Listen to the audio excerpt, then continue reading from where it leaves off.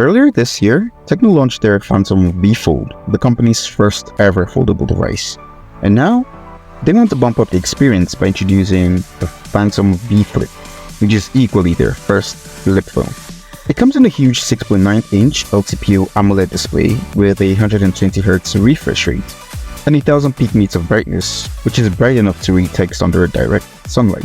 It's a 1080 by 2640 pixel density.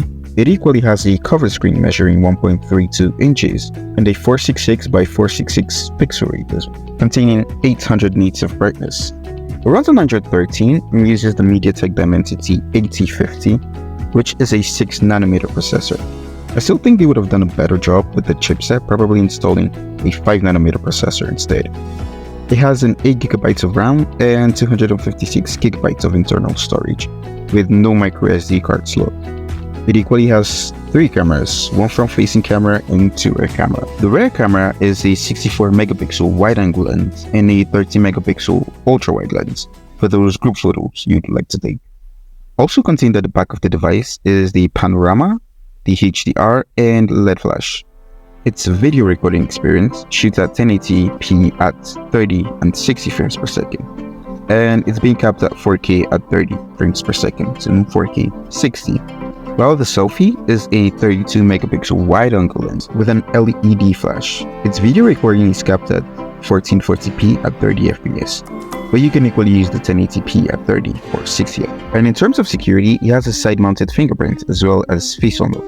With a USB Type-C cable for charging, its battery size is a 4000 mAh battery, accompanied by 65W charging. And Tecno claims that the device can go from 0 to 50 in just 15 minutes. It's priced at over $600, making it one of the most affordable foldables on the market. Well, these are generally just the pros of the device. Now here are the cons. Most importantly, the phone doesn't open fully flat. It doesn't open up to 180 degrees. I mean, to some extent, we actually wouldn't expect that from foldable. But at least they would have done a very good job to making it sleek. But hey, this is what we're getting with the $600 foldable. And there is no official HDR10 support, no EIS, electronic image stabilization for 4K videos, which means the camera can get pretty bumpy while recording. Frame rates are equally affected during heavy GPU performance. Well, I guess this is what we're getting with the $600 foldable device. Well, here's my render.